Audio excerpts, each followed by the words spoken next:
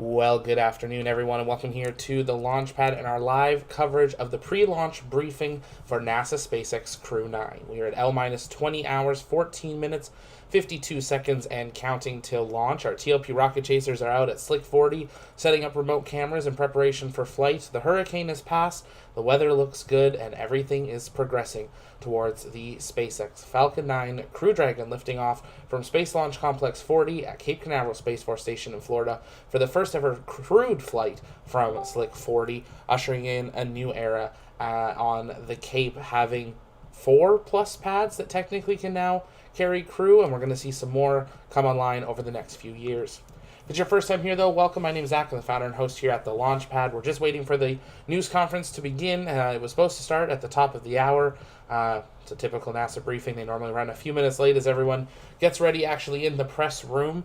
It's possible that they're waiting for the people that were out at the remote pads to get back to the press site for the news conference, but the moment that it begins, we will bring that to you live right here. If you haven't yet, make sure you hit that subscribe button so you never miss anything to do with the SpaceX NASA Crew 9 mission. We'll be bringing you full launch coverage, live tracking as we await their rendezvous and docking to the ISS, and then, of course, full docking and hatch opening welcome ceremony coverage of Crew 9, and preparing for the departure of Crew 8 and their return to Earth in a week or two's time. It's a busy time up at the International Space Station. A unique mission, Crew 9, launching with just 2 crew on board, leaving space for NASA astronauts Butch Wilmore and Sonny Williams to come back aboard Crew Dragon rather than Starliner, which has already returned following that very unique mission with the Boeing Starliner crew flight test. SpaceX is flying up 2 empty suits for Crew 9, so Butch and Sonny have suits to come home, and the 2 astronauts on Crew 9 have gone through some extensive quick training to be able to train NASA astronauts Butch Wilmore and Sonny Williams, who are on the International Space Station, how to operate and perform on Crew Dragon, as they have never been trained officially on Dragon. So very interesting, the handover period between 8 and 9, rather than being a perfect handover of station and focusing on the research that's been done, they'll be focusing on actually training Butch Wilmore and Sonny Williams on how to use Dragon in case of an emergency, and then prepare for them to be able to come home. Crew 9 will not come home until February of next year. They'll be completing a full 6 months, so Butch Wilmore and Sonny Williams got sold an 8-day ticket to space and instead get close to 9 months. I don't think either of them are complaining. They both love the International Space Station. I'm sure they miss their families, but I think any of us would give anything for an extra day or 2 or a few months on board the ISS. We're at L-20 hours, 12 minutes, 10 seconds, and counting till launch. Continuing, of course, to monitor weather conditions as Hurricane Helene has passed Florida and has now made its way on land. Looks like weather is going to be decent, but we are currently not at 100% go, so we are monitoring those conditions as there are a number of them.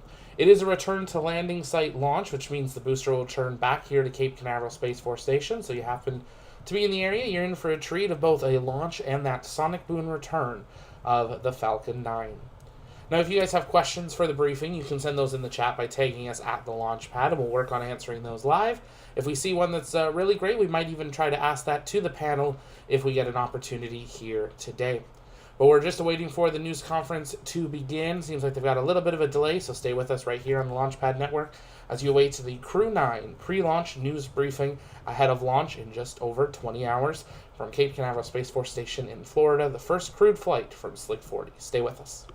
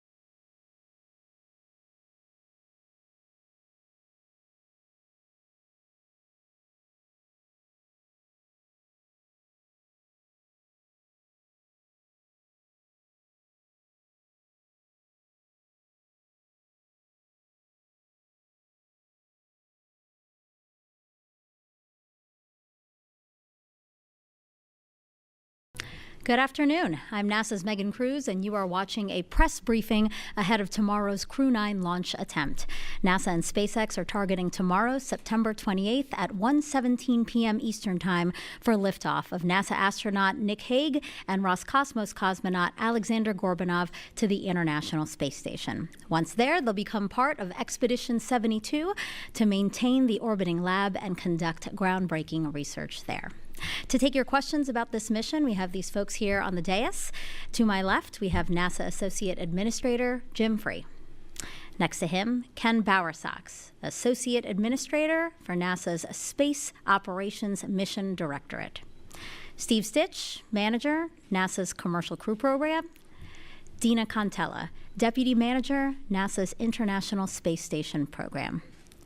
Jennifer Buckley, Chief Scientist, NASA's International Space Station Program. And joining us virtually from Hawthorne, California, we have Bill Gerstenmaier, Vice President, Build and Flight Reliability over at SpaceX. And then finally, back to the dais here, Brian Cizik, Launch Weather Officer, 45th Weather Squadron, Cape Canaveral Space Force Station. All right, thank you all for being here. We're being told to smile. We're smiling.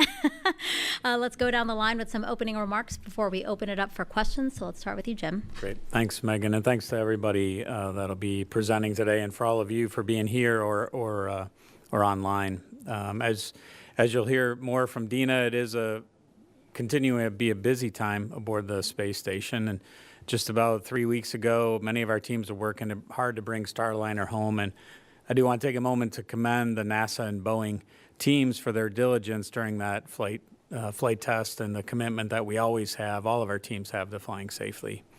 You might have thought things would slow down after that, but as always, there's never a dull moment aboard Space Station. The week after Starliner's return, NASA astronaut Don Pettit launched aboard a Soyuz spacecraft with his two cosmonaut partners on September 11th and increased the station crew size to 12.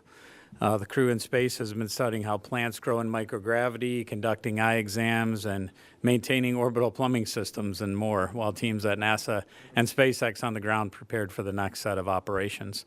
Monday of this week, Tracy Dyson returned to Earth and wrapped up a 6-month mission aboard ISS, and it was absolutely awesome to see her face when she came out of that capsule, smiling really big as she always does. We know that this launch is a bit unique in moving from the planned 4 crew members to 2, and teams on the ground, as I said, have been working to update Dragon's configuration to support the change, and I do want to thank SpaceX for their support and flexibility to get us here on the verge of launch. I want to thank all the teams that continue to impress us all with their dedication and ability to adapt and constant professionalism as well. We are continuing to pave the way for great things in space, and I look forward to everything this next crew will accomplish together. With that, let me turn it over to Sox. Hey, thanks, Jim. Hey, well, I appreciate all of you joining us here today. It's nice to see so many people who are interested in our missions, and I know you're probably as excited as I am to think about Crew 9 joining Expedition 72 on station, to think about Crew 8 coming home, and all the great work that Expedition 72 folks will be doing during their 5 months on orbit. All of our missions have unique challenges, and this one I think will be memorable for a lot of us. First, Hurricane Helene. The effect here was pretty small, just a little bit of a delay in our operations. We know there's folks up in the Panhandle that had a much larger impact from the storm, and we'll be thinking about them as we execute the Crew 9 mission. And I know our station folks are doing whatever they can now to try and help with the efforts up there. We had a pretty big change in our crew complement for this mission, going from 4 people on the crew to 2 people on the crew so we could free up a couple of empty seats. It's so impressive to see the professionalism of our astronaut team, both Nick and Alexander, as they've dealt with the changes that they have to make so that they can handle the ascent and prepare to integrate with the new crew. But also Zena and Stephanie, who gave up their seats on this mission. I just want you to know we're going to find spots for them to fly, and we really appreciate how hard it is to give up a mission and wait a little bit longer. And then we've got 2 pads. We've moved to a new launch pad. It is great to have that flexibility to be able to use either 39A or Slick 40 for launches. And you'll hear more about that from Steve and Gerst. But I am really happy to see us able to execute off of either pad. My job is to kind of cheerlead and watch the work of our programs, and I am so proud of the Commercial Crew team, the ISS team, our partners at SpaceX, and the work they've done here today.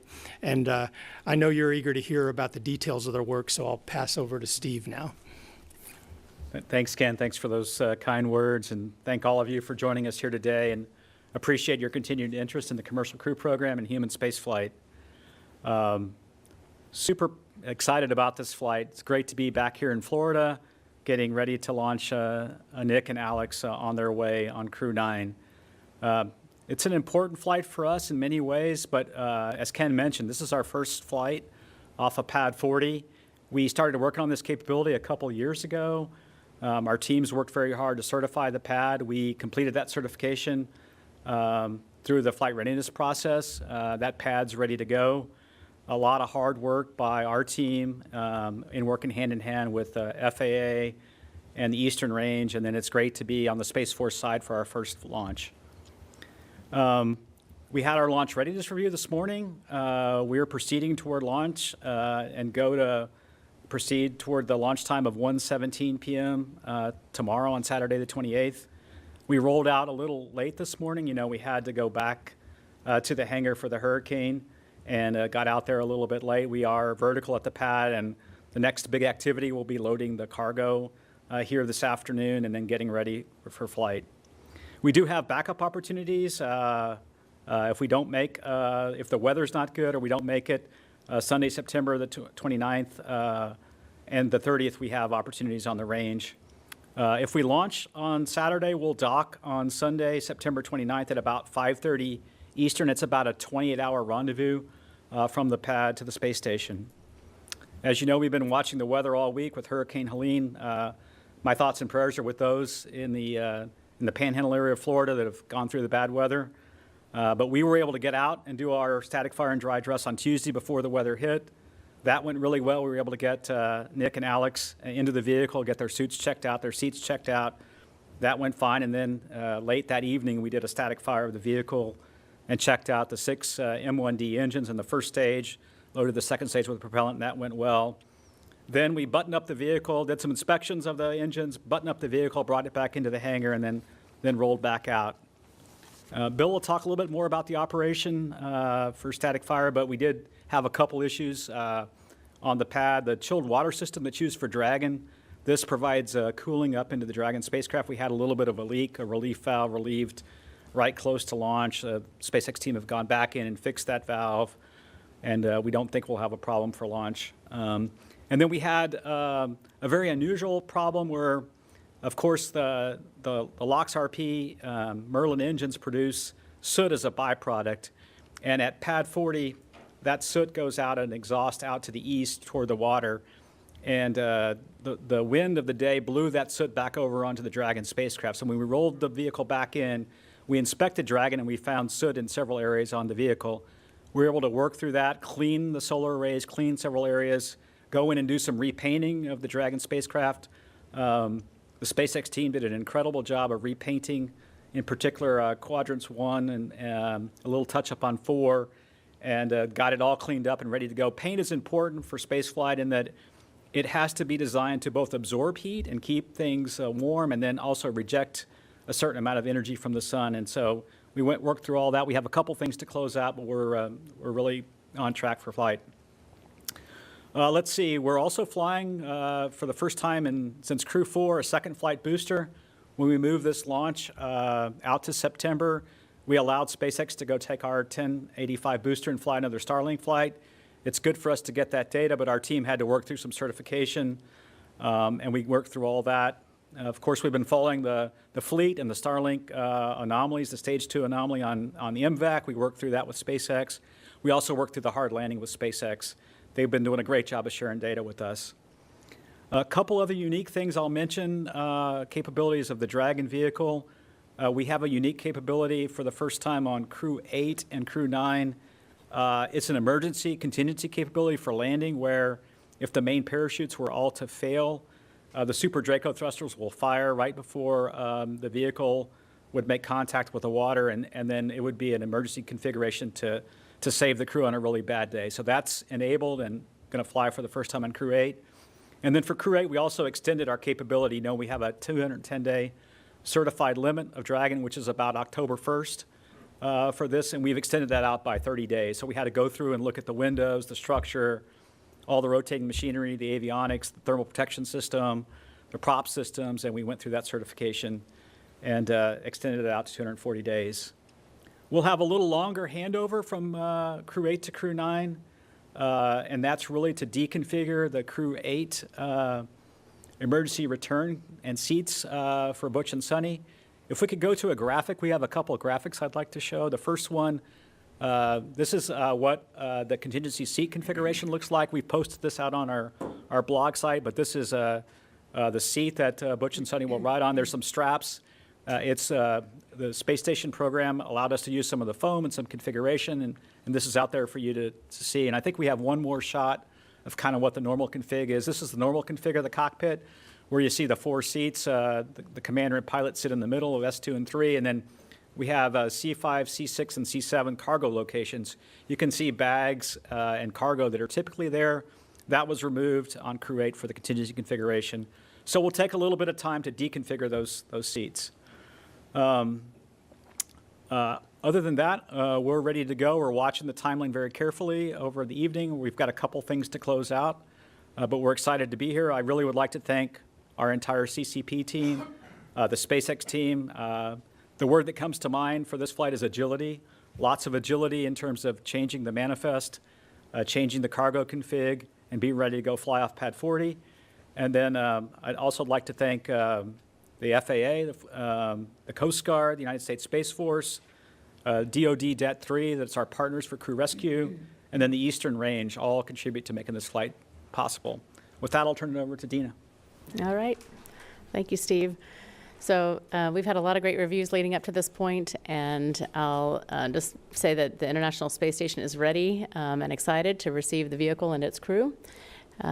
We are looking forward to the docking, as Steve mentioned, at 5:30 p.m. Eastern Time, thereabouts, on Sunday. And then soon after that, we'll have hatch opening around 7:15 p.m. and then a welcome home ceremony a few minutes later. So as Steve mentioned, we'll have a little bit longer handover. So we call it a 7+2, so 7 full days of handover plus the docking day and the undocking day.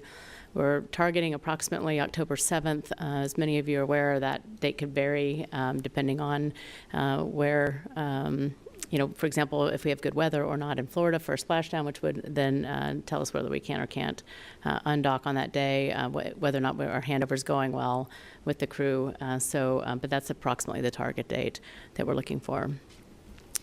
So we have currently 9 crew on board ISS. We have the 4 Create guys, and we have the 3 7U2S Soyuz guys that just arrived. As Jim mentioned, we're excited that we had a great crew exchange earlier with the Soyuzes earlier this month. And then, of course, we have Butch and Sunny. And so then when Nick and Alex arrive, that'll be 11, but we'll quickly get back down to our standard complement of 7. And so that's good from a planning perspective and consumables and manifesting for us in terms of hardware. I'll mention that Sunny Williams is the commander of the International Space Station and will be for the next several months. I'll just say the next several months are going to be very busy. Jim alluded to us being very busy. I will say ISS is a busy place. First, very soon after Crew 8 undocking, we're going to do a port relocate where the Crew Dragon that we're sending up now, Crew 9, will be relocated to the Zenith port. And then we'll be doing our Russian crew will be ingressing the aft progress to be offloading cargo around mid-October. And then at the end of October, we've got the SpaceX 31 mission. That mission is going to have a lot of science. We're looking forward to that. And Jennifer, to my left, our chief scientist, is going to tell us a little bit about that. It's about a month-long mission, and then we'll be doing a progress exchange, meaning that we'll, on the Zenith port on the Russian segment, we'll have a progress undock, and then we'll have a progress launch and dock, bring up a fresh progress for the Zenith around mid-November. And then in the December and January timeframe, we are starting to plan for 3 EVAs, approximately 3 EVAs in that timeframe on the U.S. operating segment, and then possibly there may be a Russian EVA as well that'll take place in the December timeframe. So a lot is going on in that regard. As you know, we have hundreds of experiments ongoing on ISS, and I would like to highlight a couple. I wanted to point out that we'll be, on this upcoming expedition, we'll be growing lettuce, and we'll be looking for its moisture conditions and how that impacts its nutritional quality, how it impacts microbial growth. But, lettuce is something that folks can relate to, so I wanted to poke on that one. I'll say that another experiment that I wanted to highlight is that we'll be studying crew member vision changes, and we do that. It's sort of ongoing. This particular experiment, though, will be testing whether or not vitamin B would prevent or mitigate some of the issues that we're having with our crew members' eyes. So those are a couple of items. I did want to also mention that Jennifer will give a little bit more detail, but we are going to be training all of our assets on the hurricane and its aftermath to try to help folks out. There's some standard cameras and such, but as well we go through our science community to try to help where we can. So I want to thank the entire team for getting us to this point, the International Space Station team, including the international partners. I want to thank the Commercial Crew Program and SpaceX, all of our partners for getting us up to this point. Like I said, the ISS is ready, and we are really looking forward to seeing this crew on board. And so with that, I'm going to hand it over to Jennifer. Thank you, Dina. As Dina mentioned, it's going to be a very busy increment, and science is no exception. We have a fast-paced plan for the crew. We typically, in any given increment, fly anywhere from 200 to 250 investigations, and right now, that is roughly what's planned for increment 72. We have a variety of science that we're going to be doing on ISS, from biological to physical sciences, space science, tech demos, human research, STEM and outreach, as well as earth science. Dina also mentioned, as part of our earth science support, right now we are supporting the disaster response coordination system by providing imagery from both our cameras and assets on board, as well as crew when they're available, and we have available targets in support of Hurricane Helene. So we will continue that as the storm progresses. There are a couple experiments I just want to highlight for this increment coming up. It was mentioned that the crew is going to be doing an EVA in December, and one of those objectives is to repair NICER, which is one of our external instruments. NICER is the Neutron Star Interior Composition Explorer. It's an X-ray telescope which is located external on ISS. And it's taking a look at neutron stars. Neutron stars are the glowing cinders that are left behind after a massive explosion in a supernova, and they're the densest objects in the universe. NICER studies the extraordinary physics of these stars. In May of 2023, NICER developed a light leak, and that allows unwanted sunlight to enter the instrument, and it was a result of damage to the filters that cover NICER's X-ray concentrators. So this damage does allow the sunlight to reach the detectors inside, degrading the science during daytime. We still are able to get valuable science from the instrument during nighttime, but this has been a really robust instrument. It's published one of the highest numbers of publication rates we've had on ISS, and we're looking forward to going out and repairing those filters with a patch so we can get NICER back up to its full capability. We do have some science actually flying on the Crew 9 vehicle with the crew. One of those investigations is rhodium plant life. This is through the ISS National Lab. It is the LEO Integrated Floriculture Experiment, LIFE, which studies how radiation and gravitational forces at different orbital altitudes affect plant physiology. The plant they're going to be looking at for this is Arabidopsis. This is one of our model organisms we study very frequently, also known as mustard seeds. And they're going to be taking a look at both a wild type normal plant as well as a genetic mutant to see what the response is to varying radiation. A sister experiment was flown on the commercial flight Polaris Dawn recently. And we will compare, or the researchers will compare that with the samples that are coming back from ISS. This is also the first mission using new hardware for this experiment. The second experiment I want to highlight that's going to be flying on the vehicle with the crew is Genes in Space. This is also flying through the ISS National Lab, and this is a student experiment. Their Genes in Space program partners students with practicing scientists to study genetics on ISS. This one is taking a look at how spaceflight may activate retrotransposons. So these are mobile fragments of genetic code that insert themselves into host DNA. This is a common occurrence, but when it's inserted into disadvantageous regions, this can cause issues. Here on the ground, it can lead to different diseases, including things like cancer. So understanding the behavior of how these activate and may behave in microgravity or could be induced by stress responses could shed light on potentially some genetic risks or how this mechanism works. So this particular experiment is going to be looking at both the mechanism as well as a new way of imaging these segments of DNA. And then Dina also mentioned the plant habitat experiment. This is going to be outgrowing our outrageous red romaine lettuce, and it's going to be under several different water stress conditions. So we're going to be looking at drought, flooding, and then alternating drought and flooding, where we basically rescue a plant after it has experienced drought, and then normal conditions as well. So we'll be taking a look at how that impacts the plant overall, as well as the microbiology of the plant. Thank you so much. Interesting science as always. Let's now bring in Bill, again joining us virtually from SpaceX headquarters in Hawthorne, California. Bill, can you hear us? Yes, I can hear you fine, and it's great to be with you today. Again, on behalf of the SpaceX team, it's really a privilege to be part of this amazing activity on board Space Station and these crew rotation flights. As we talked about earlier and the teams talked about, the ability to be agile, to shift and move things around is extremely important. And being able to launch off of Pad 40 for the first time with crew is also pretty exciting. So I think the teams are ready. We did a detailed launch readiness review today. We've got the vehicle back out on the pad. We're in the Dragon starting to configure things. We've got some cargo to get loaded and put in place and get ready to go. You know, also this week, we did a detailed review of the Polaris Dawn mission where we went over all the details of that mission. We got an extremely detailed look at the Dragon vehicle in free flight for an extended period of time.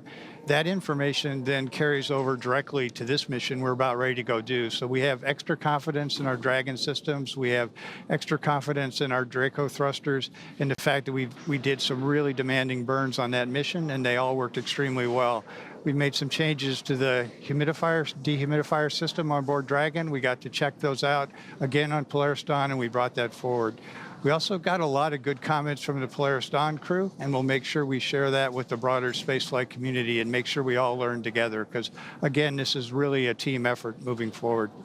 As Steve talked about, you know, we had excellent weather information, so we were able to complete the dry dress activity and the static fire, and then we knew the winds would be too high for our vehicle to stay out on the pad, so we were able to lower the vehicle, get it into the hangar, safely ride out the storm, and then when the winds passed this morning, we were able to get back out after the winds had passed and we're back in a satisfactory configuration, get the vehicle ready to go fly.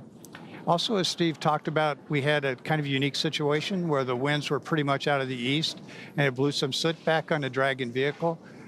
We saw that on the Dragon vehicle. We cleaned it off, and then we went ahead and repainted some areas, especially on the radiators. It's important that the radiators radiate heat at the proper way to space.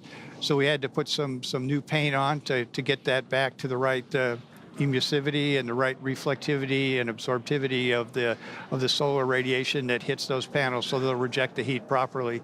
I think it's kind of neat that Some of the paint we use was actually tested on board space station as part of the materials in space experiment. So we took data from the space station and how this paint degrades over time on station. We were able to use that to make sure we had the right formulated paint to go put on the Dragon to go fly. So here's space station helping Dragon to go service space station to transport crew. So again, an ultimate team experience of us sharing data back and forth and moving forward. So on behalf of the SpaceX team and all the folks here in Hawthorne, we're really ready to go support this mission, and we're ready to move forward.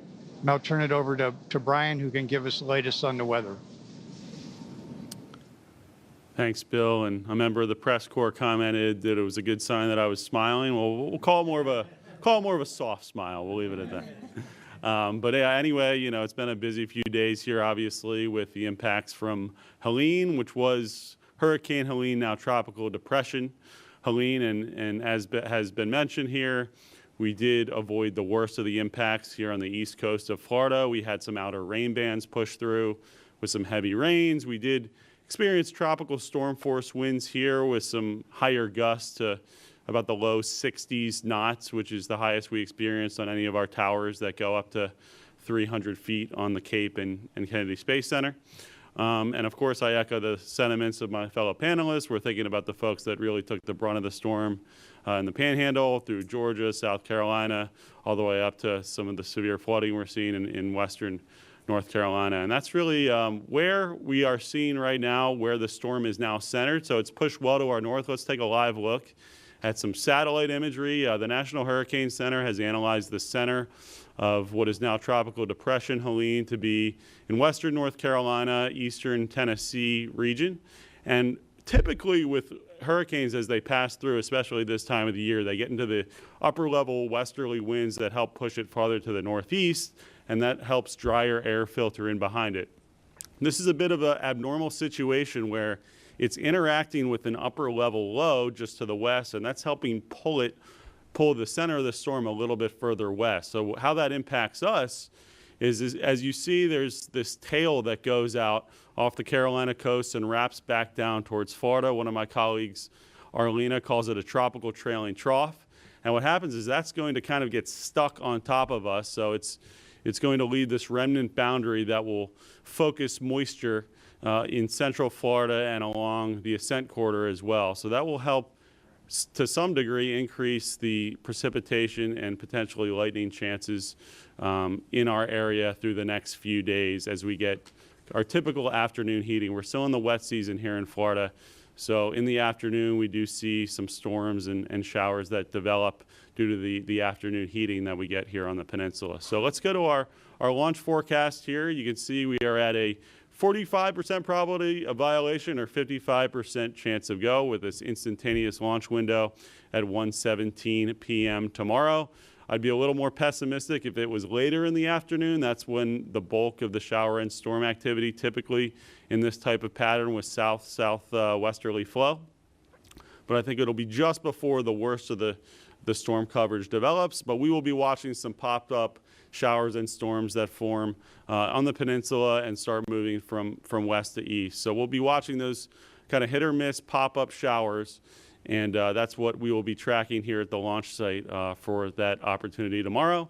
And then as we go to the next day, a pretty similar pattern, but the launch window does move 20-25 minutes earlier. So that actually does help a little bit in terms of the afternoon heating that we see. So we bump up the probability of go a little bit up to 60%.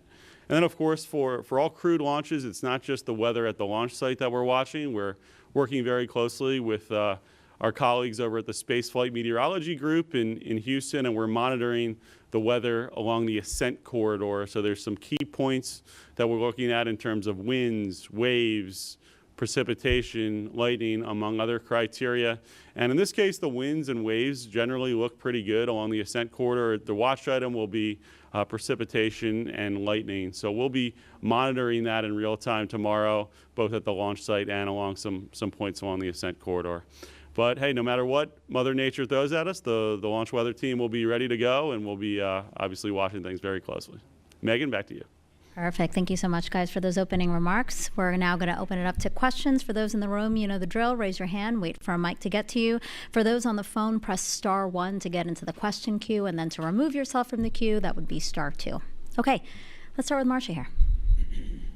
And Associated Press, probably for Steve, but I'm not sure. Is the plan still to fly up the one SpaceX suit for Butch? There's already one up there for Sunny. Is that still the plan? And anything else you're taking specifically for those two?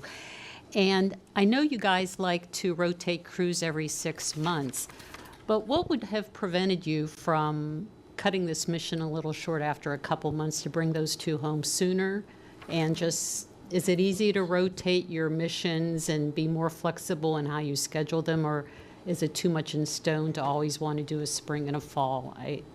If you could just explain it, because when I tell my neighbors and people that you're going up to get them, they think they're coming back right away, and they're perplexed, as am I. Okay, yeah, I'll adjust your questions, Marshall. Yeah, in terms of the suits, there's Sunny has a suit on orbit. She's tried that suit on. That suit does fit. We are carrying up a suit for Butch on Crew 9. We're also carrying up a few other things. There's some earpiece components that go with the suit, some umbilicals that will need to fly up. Those are all going up associated with the suits. And so that's the main hardware that's going up for Butch and Sunny that I would like to talk about. You know, we talked a lot about what to do in terms of when to rotate them back down. You know, when we look at the vehicles that we have ready and the flights, it just made a lot of sense to go ahead and rotate them back down with Crew 9 and have the 2 empty seats. And then obviously the Crew 8 vehicle, you know, wasn't the right time to bring them back down. And so we could, you know, schedule it a little shorter increment, then I'd have to have another vehicle ready. And so when we worked with SpaceX, that next vehicle for Crew 10, that's going to be in the February timeframe. That's a brand new Dragon we're trying to get ready. We'd like to fly that Dragon and space out kind of the flights across all the Dragons. And so really that was the reason. And we'll just keep Butch and Sunny there a little longer, about 8 months. Of course, Nick and Alex will stay for about 5 months, and then we'll bring them back down. So it's a brand new Dragon, and really it's how do we space out these flights, right? So. Great. We'll go to Will right behind Marcia there. Thank you. Hi, Will Robinson-Smith with Spaceflight Now. Thanks so much for taking the time. Question for Steve and perhaps Ken. How was the decision made on who would remain flying on Crew 9? I imagine Alex's seat was probably secure with the seat swap with Roscosmos, but how was it decided that Nick Hague would be the one to remain on this mission as opposed to Xena, who was training as commander? Thanks. Well, we turned that over to our team in FOD. And they looked at kind of the skill mix of the crew and decided that it made the most sense to have Alexander and Nick fly together and move Xena to a later flight. But I know it was a really close call for them. They were thinking very hard about flying Xena. But in this situation, it made sense to have somebody who had at least one flight under their belt aboard the vehicle. Okay. And Steve may have more to add there. No, I think you answered it very well, Ken. Let's keep it on this side of the room right there, behind Will. Gina Sinceri, ABC News. I think this is for Steve. We know this is a crew rotation mission. There's a certain segment that's calling it a rescue mission. Does the description of this mission fall maybe someplace in the middle, and if so, what would that be? Yeah, I really look at it as a crew rotation mission where we, you know, are going to rotate the crews, and we just happen to have 2 crew members already there a little early. So really, in my mind, it's bringing Butch and Sunny back at the end of an increment. They have really joined the space station increment team. They're doing increment ops now. And so, you know, when they return on Crew 9 in the late February timeframe, it's really part of a rotation versus a rescue mission. Okay. This side of the room right here. Hi, Ken Kramer, Space Up Close. Thanks for all the great information. My question is for Bill and Steve and Ken, actually. I would like to follow up on the Polaris Dawn. You did, you went into a high radiation environment and you completely decompressed the Dragon. I'd like to know what did you learn? Did anything go wrong, or what was the good things that you learned about it? And how would that, with the radiation and the decompression, how will that help the ISS missions and the Artemis missions? to the moon? Thanks. Yeah, I can answer some of those if you want. I would say, first of all, I think, we have a contingency case where we can depress the Dragon capsule. And, we tested that before on the ground, but we've never really tested that in space. So now what was a kind of an untested contingency case has now been fully tested. The high radiation environment, we got to build a lot of auto sequences that actually rebooted hardware and recovered the hardware automatically without any interaction from the crew. So again, I think that helps us have a more robust capsule that demonstrates what it needs to go do as we do the transportation missions to and from space station. I think also as we look further out and we're going to do things around the moon in a higher radiation environment, getting some experience there is important. Checking out the new spacesuits and getting mobility that we do with Polaris Dawn is there. So I see these as very complementary activities that we use the Polaris Dawn mission to stretch some capabilities, to prove some capabilities that then actually show we have the robustness and reliability needed for the missions to and from space station. Yeah, you want to go, Steve? From our perspective, we got to follow along with a lot of the development of Polaris Dawn, the suit development, and the chambers at the Johnson Space Center. As Bill said, there's a couple things that really we benefit from. We do have a contingency case for every Dragon mission. If there were some event in the atmosphere you needed to purge it out, we can lower the pressure, even take it to vacuum. So we've tested that on the ground, as Bill said, but now they did it on orbit. We can learn as you repress how the ecosystem performs, the rates and the cooling and so forth, and the components to make sure that all works just fine. It was a stressing entry for the heat shield, I would say. A little higher velocity, a little higher orbit. We get to benefit from that in terms of looking at how the heat shield performs. Every time we come back, we actually flew the NASA WB-57 aircraft for the Polaris Dawn mission to image the parachutes and watch their inflation and watch how they performed. And then we sit side by side with SpaceX when they bring the vehicle back and look through the parachute data and then see how the parachutes perform. So that benefits us for every single flight. And then really, it also stressed the ecosystem, I would say. They stayed on orbit for about 5 days. Our missions are pretty short duration, about a day to space station and a day on the way back. And so we learn from how Polaris Dawn stresses the ecosystem. And I'll let Ken talk about the exploration aspects. Yeah, and from a headquarters point of view, I love the Polaris Dawn missions. They show what we're trying to do as we develop the commercial LEO, low Earth orbit ecosystem.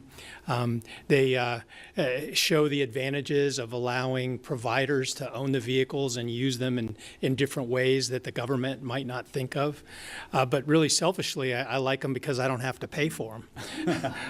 I have vehicles in the flow that if there was a crisis on station, SpaceX could work with us to talk to the Polaris Dawn team and see if we could get access to that vehicle first for some sort of contingency. And our human research folks, especially our team at the Translational Research Institute for Space Health, TRISH, they work with the Polaris Dawn teams to gather science data on those missions, and we benefit from that science data, the radiation data that you mentioned. So there's lots of great things about it. Okay, thank you so much for that question. We'd like to give our folks on the phone a chance to ask a question now. Let's go to Jonathan Siri of Fox News. Thanks so much for doing this. My question is for Steve. For the backup launch days on Sunday and Monday, what are the specific times you're looking at? And then if you could explain for a general audience how you determine an instantaneous launch window. Are you looking for the most efficient trajectory to the ISS or the safest trajectory or both? Yeah, I'll take the first question. The backup launch times on Sunday, September 29th, it's 12:54 p.m. Eastern in the afternoon, so it gets about 23 or 24 minutes earlier a day. And then on Monday, the launch time is 12:32 p.m. Eastern. And both those dockings are roughly 28 hours or so. So the way the launch window gets determined is a little complicated. If you think about the space station orbit, the orbit is at a 51.6 degree inclination about the Earth, and essentially it rotates as the Earth rotates. We rotate into the plane of the space station orbit.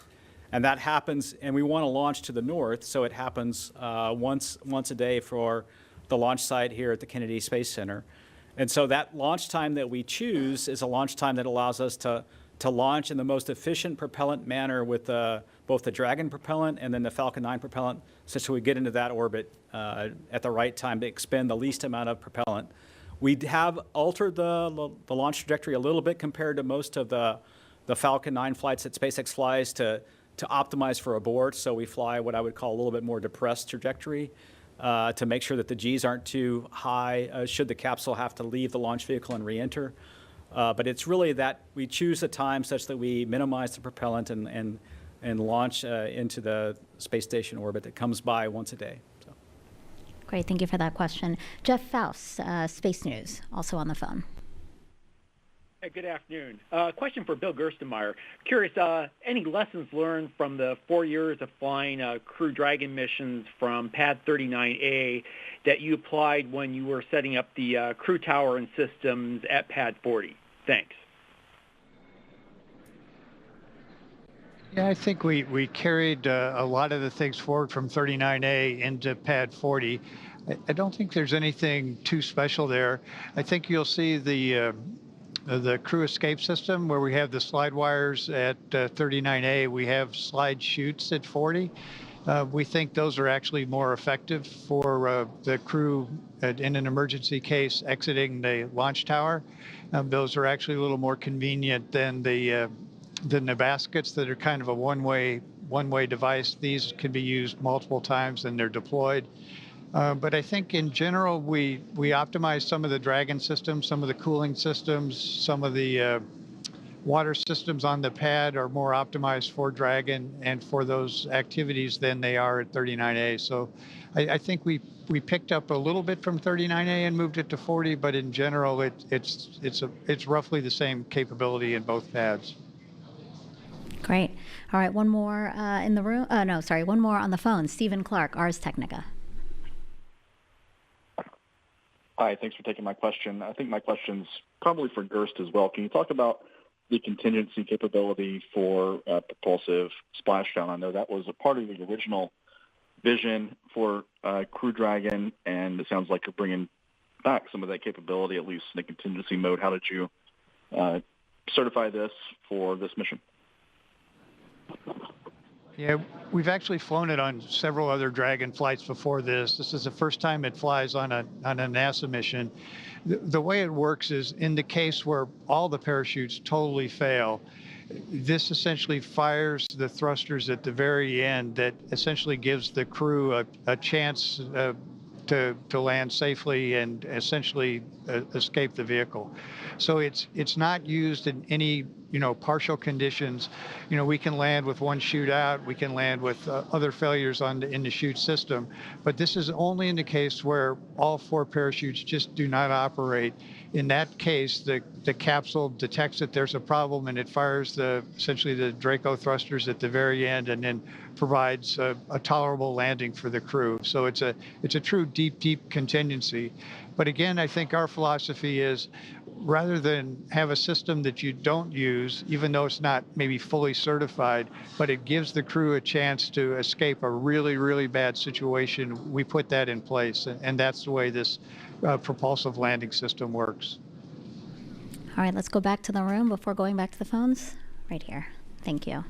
Maybe this is a bit of overkill. I'm Jean Wright from Space Up Close. I have another question about the soot condition, how caustic it was, what kind of composition was there. When we did surface prep on the shuttle, that's the first thing I thought of. We had to do surface prep before we did anything to it.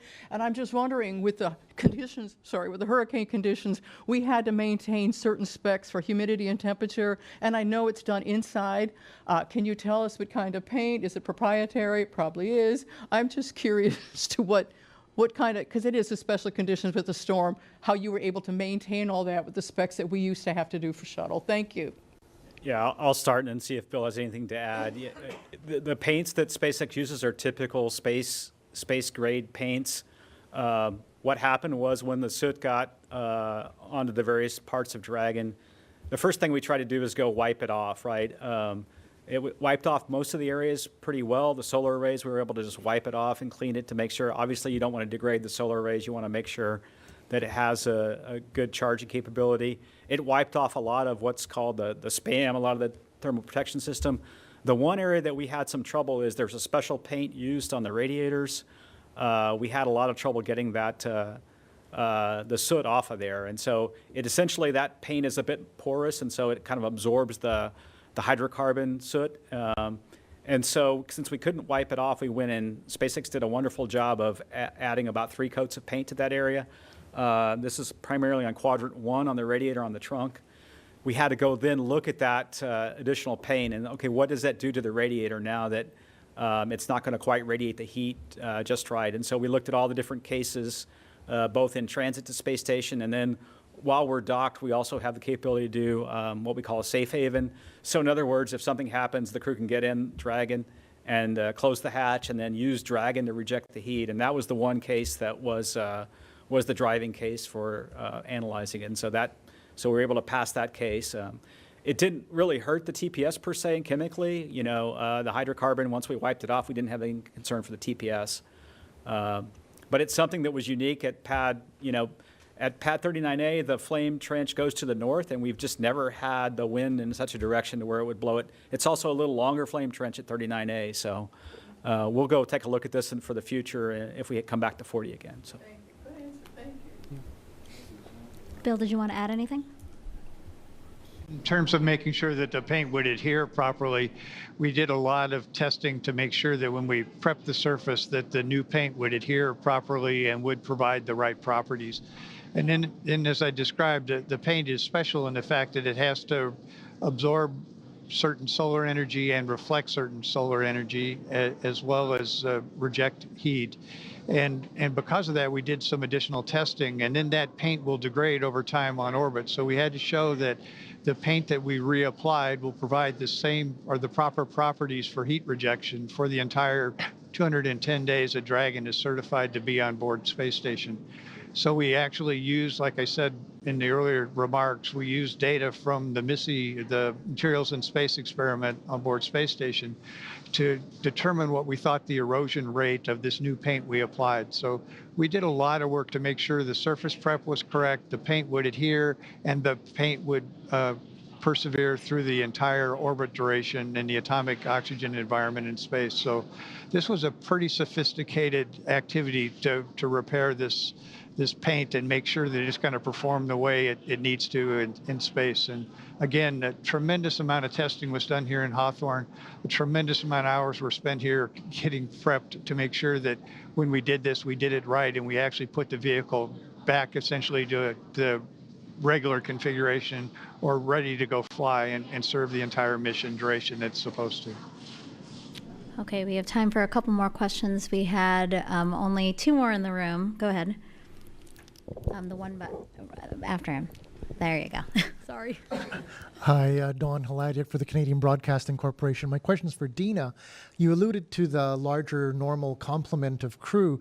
What are the conditions like? How's the CO2, water consumption, plumbing? How's it all handling with the extra people on board? Okay, well, actually, things are going great. We do have some considerations, I'd say. So, for example, our crews drink more water, produce more urine, and so we've been doing more urine processing, for example. We have had to take a look at our upcoming cargo manifests. And so, for example, we just flew a Northrop Grumman mission, and we're about to fly the SpaceX 31 cargo mission. And we've taken a look at those and decided to add different complements of food and water as necessary, and other spares like toilet spares. You've got more flushes occurring. So these are all things we're taking into account. They've not been an impact at this point. We're just trying to essentially make the trades in order to make sure we get all the right consumables on board. In terms of the conditions, CO2 is normal. We've got carbon dioxide scrubbing is going on as it normally would, oxygen generation, all the things. Everything is normal for the crew. We have additional sleepers on board, so when we have sort of locations that are temporary locations. For example, we've got a place in Columbus, a place in the gym, and then when we have a handover with multiple crew on board, as we're going to have with the Crew 8 team when they get on board, we also use the Dragon as a sleeping accommodation. So, but I think that the crew is very happy and healthy, and we're keeping them all good to go. Great. And we have two more in the room, Jim, Manuel, and then we have two on the phone. Hi, I'm Jim Siegel with Florida Media Now and O'Connor Space Tech, and I had a question about the cargo that was loaded kind of at the last minute. I wonder if you could tell us what those cargo were, and if the mission is delayed a couple of days, is any of that cargo going to have to be replaced? Thank you. Well, I'll just say from an ISS perspective, we have got a standard complement. We do have a spare, for example, on board for a urine processor that was a later add, but it's not needed immediately. It's more just to get us up to a normal sparing posture. If we're delayed by a couple of days, it would be no impact to us whatsoever. So from an ISS perspective, we're okay, and we have a standard set of hardware. In terms of the other manifests, if you're referring to what I was just talking about, for example, SpaceX 31, if it was delayed, it would not be a big impact. We actually keep on board plenty of reserves, and we typically have 4 months worth of reserves for any particular thing like food, water, toilet supplies, etc. But we have a lot more than that right now, in fact. So we'll be okay if we slip, a few days or even weeks. We're going to be okay. All right, Emmanuel. Oh, I'm sorry. Jen, did you want to add? Oh, I was just going to say, I'm not sure if part of that late load cargo is also our science late load, which is nominal for these flights, and we do have refresh samples if we need to delay. Thank you. Sorry about that, Jen. Okay, Manuel, and then we'll go to the phones.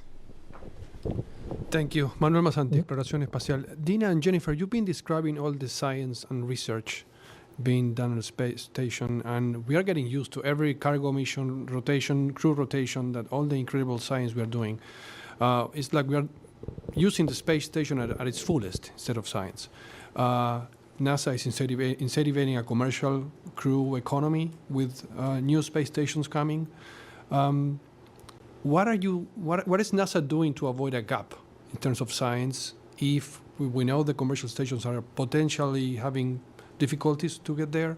What are the next the steps NASA is doing to avoid a gap, and if there's a consideration of extending the 2030 deadline? Maybe this would be better for SOX, but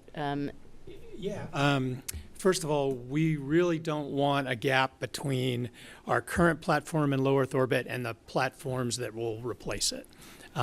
There's a bunch of reasons for that. One is because of all the science that we're doing now. We don't want to have a lull in that science activity. We could lose researchers and discourage people here on the ground. So we want to maintain a pipeline for that research. And we want to maintain the crew and cargo transportation capability that we've worked so hard to develop. And so we want to make sure that we have a destination for that part of the LEO economy as we go forward. So that's all really important to us. It's very unlikely right now that we'll extend the ISS past 2030. We've got clearance to operate through 2030. All of our international partners are working through that date except for our Russian partners. Our Russian partners are at 2028 right now. We don't really expect that we'll hear what they want to do past 28 until perhaps as late as 2027. That's mostly because of the way their budgets work over in Russia, but it's an important factor as we plan for the future. So we're planning actively for how we're going to bring ISS home to make sure we're ready when we get to that point to bring ISS home safely. At the same time, we've got development efforts for new platforms. We've got 3 development efforts with different companies to develop new commercial stations right now as part of phase 1 of our commercial LEO destination program. And next year sometime, we'd like to have a request for proposals, a procurement underway so that we can bring in phase 2 of that commercial LEO development program and actually start setting up the services procurement and give us a great chance for having that destination available at the end of the decade. That's our goal right now, to avoid a gap, and our main objective is to try and do everything we can to get that new destination there before ISS ends. I'll just add from a science perspective that it is something that we work very hard to do, is to continue to maximize science on ISS. And we are looking, as ISS end of life eventually will approach, how can we best maximize that and also allow for opportunities for these new commercial stations and what types of payloads they would like to see. So we'll have a meshing of the existing and the future as we go forward. And so Jennifer and others will be heavily involved in trying to make sure that we have a good connection going forward into the commercial LEO development program. Thank you both. Okay, our last two questions. Irene Klotz, Aviation Week on the phone. Thanks, Megan. My question's for Steve. I know it's still early days, but in the 3 weeks since Starliner's return, can you give us an update on where things stand with the assessment and the work ahead, and just, I guess, where you would consider that program right now? Thanks. Yeah, good question, Irene. The vehicle is back here at the Boeing facility. They have the vehicle here and got the data off of it. They're starting to look at all the parts that they want to inspect. Next week, we start a series of the data reviews. This is the normal review cycle for all the systems on the vehicle, the guidance navigation control, the flight computers, ECLIS, life support, windows, structures, all those sorts of things will start with our team, and so they've been working through that. Boeing team has been organizing to look at their redesign activity. When I say redesign, not necessarily a thruster redesign, but how we maybe fly the vehicle differently, how we maybe change the thermal blanket configuration in the dog houses, in each of the 4 dog houses on the service module, how we fly the vehicle differently. They have organized the teams and started to look at that activity. There's already some ideas about, we've talked about the aft part of that service module doghouse where we have the 3 orbital maneuvering and attitude control engines and the RCS thrusters, the reaction control thrusters. Is there a way to put some shielding around some of those to keep the heat soak back from happening? The Boeing team also is looking at the helium system, and we talked about the leaks during that flight. They've got 4 different seal materials that they are looking at in that flange on the RCS thrusters that they're evaluating to replace it. So the activity is moving forward for the next flight. The Boeing team's making progress, and I look forward to spending a little bit more time on that when we get to this Crew 9 mission launched and then Crew 8 returned. So. All right, and finally, Tariq Malik, Space.com, also on the phone. Hello, thank you very much for the opportunity. And my primary question is for Bill Gerstenmaier about the new capability of having a crewed launch pad at SLC 40. I'm curious, aside from the obvious of being able to launch, astronauts from that pad there, what other benefits will it bring in terms of flexibility of pad operations at both 39A and Slick 40? Would you be open to, I guess, dual crewed launches, or does it allow you to switch crewed flights to Slick 40 while you build out the Starship pad at 39A? Thank you.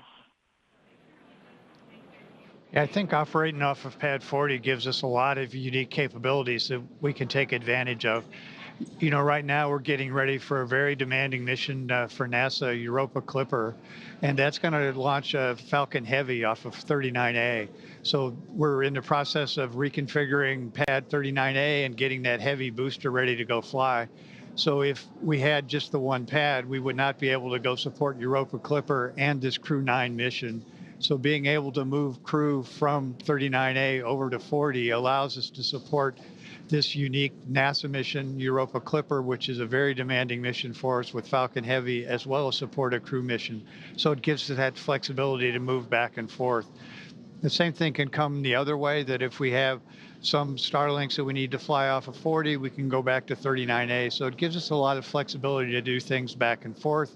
It also allows us to put 2 crew missions pretty close together, back to back, and see where we are if we need to do that. So I think it's neat to have a backup capability, or if something happens to a pad, or there's some damage to a pad, or we need to take a pad down for maintenance, having that backup and that flexible capability to go another way is really an added advantage.